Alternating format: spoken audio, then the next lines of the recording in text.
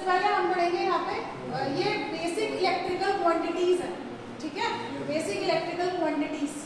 तो electrical quantities में हम सबसे पहले क्या पढ़ेंगे, वोल्टेज, ठीक है। तो वोल्टेज क्या होता है, वोल्टेज होता है जैसे मैंने ये 2 पॉइंट लिखे हुए हैं, पॉइंट ए और पॉइंट बी, और इन 2 पॉइंट्स में 2 चार्जेस हैं, प्लस क्यू और माइनस क्यू, ठीक है। तो अगर मैं चाहती हूँ कि इस माइनस क्यू चार्ज को यहाँ लेके आऊं जहां प्लस क्यू चार्ज प्रेजेंट है, अगर मैं ऐसा चाहती हूँ तो मुझे कुछ ना कुछ पीछे से फोर्स लगाना पड़ेगा तभी तो लेके आ सकती हूँ, ऐसे तो नहीं है।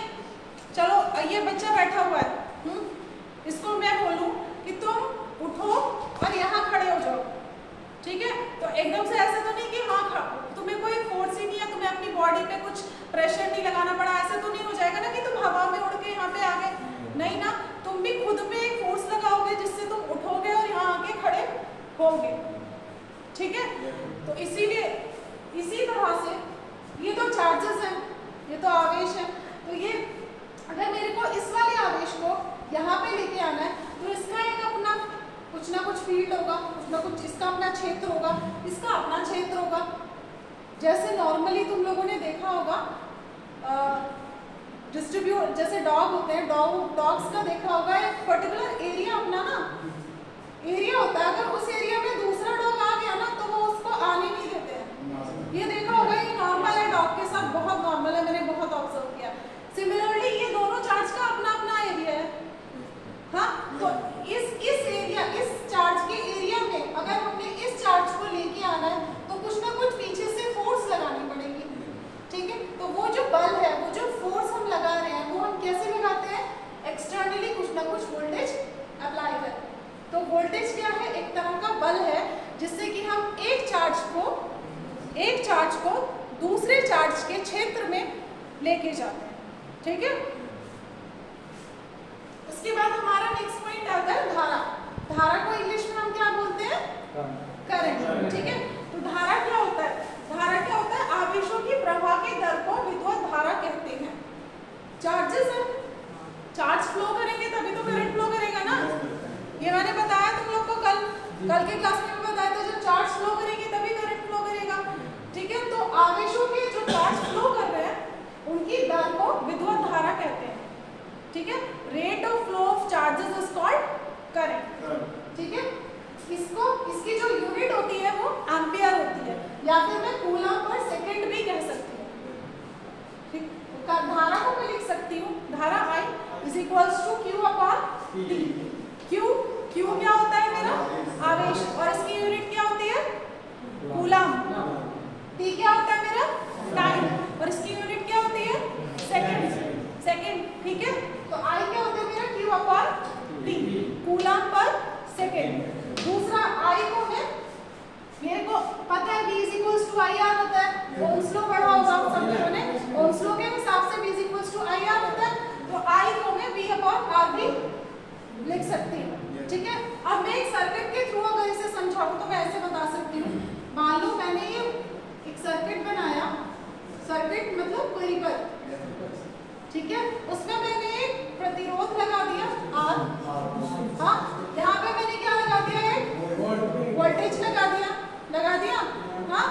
तो इस वोल्टेज की वजह से, जब वोल्टेज, मैंने बोला वोल्टेज एक तरह का बल है जो चार्जेस को मूव कराने में हेल्प करता है, हाँ, एक पॉइंट से दूसरे पॉइंट में। तो जब मैंने वोल्टेज लगाया तो यहाँ इलेक्ट्रॉन मूव करेंगे, इलेक्ट्रॉन मूव करने की वजह से क्या फ्लो करेगा, करंट फ्लो करेगा, हाँ। तो यहाँ से करंट मेरा ऐसे करके फ्लो करने लगा, ठीक है। इस सर्किट में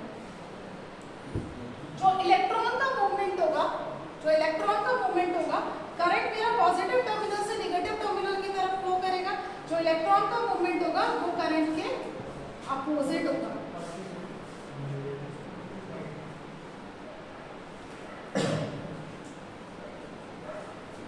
ठीक है। ये याद रखना, जो इलेक्ट्रॉन फ्लो करेंगे वो धारा के विपरीत दिशा में, इलेक्ट्रॉन धारा के विपरीत दिशा में फ्लो करते हैं, ठीक है। वोल्टेज लगाया, वोल्टेज की वजह से इलेक्ट्रॉन फ्लो करेंगे, आवेश फ्लो करेंगे, आवेश फ्लो होने की वजह से यहाँ पे इस सर्किट में धारा प्रवाहित होगी, करंट फ्लो करेगा, ठीक है। तो करंट को मैं बोल सकती हूँ I is equals upon T, ठीक है। चार्जेस फ्लोइंग पर सेकेंड, कूलाम पर सेकेंड, ठीक है। उसके बाद नेक्स्ट आता है मेरा पावर या फिर शक्ति। कार्य करने की दर को शक्ति कहते हैं। कोई काम हो रहा है, कितने रेट से हो रहा है, मतलब कितना काम कितने समय में हो रहा है, rate of doing work is power, ठीक है। इसका फॉर्मूला मेरा work done upon time, rate of doing work, ठीक है। तो ये वर्क डन अपॉन टाइम भी होता है। या फिर मैं इलेक्ट्रिकल टर्म्स, इलेक्ट्रिकल क्वांटिटीज के टर्म्स में देखूं तो पावर मेरा I स्क्वायर R होता है। I क्या होता है मेरा धारा, R क्या होता है रेजिस्टेंस, या फिर I स्क्वायर R भी होता है, या अगर मैं यहाँ पे क्या करूँ I इंटू R लिख सकती हूँ, हाँ। I इंटू R क्या होता है B, तो ये कहाँ से आ गया मेरा, ये P is equal to K into I, इसी से ही तो आया, इसी से ही आया ना, हाँ, ठीक है। तो ये क्या है मेरे पावर के फॉर्मूले।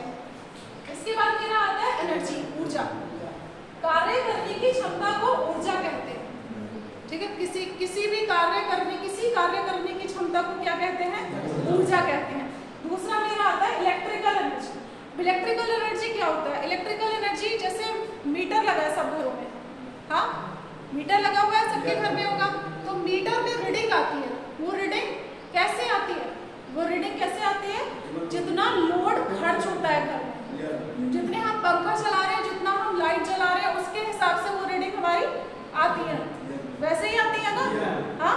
तो वो मेरा क्या होता है इलेक्ट्रिकल एनर्जी, मतलब जितना, जैसे हमारे घर में मीटर लगा है, मीटर से सब जितने भी हमारा लोड होगा और सप्लाई होगा, सबका कनेक्शन उस मीटर से होगा, जितना हम लोड खर्च करेंगे अपने घर में उसमें वो रीडिंग आ जाएगी। तो वो क्या होता है मेरा इलेक्ट्रिकल एनर्जी, कितना मेरा कंज्यूम हुआ, ठीक है। इसका फॉर्मूला मेरा I स्क्वायर RT होता है। I करंट हो गया, धारा हो गया, R रेजिस्टेंस और T टाइम हो गया, ठीक है। तो जितना मेरा एनर्जी कंजप्शन हुआ वो मेरा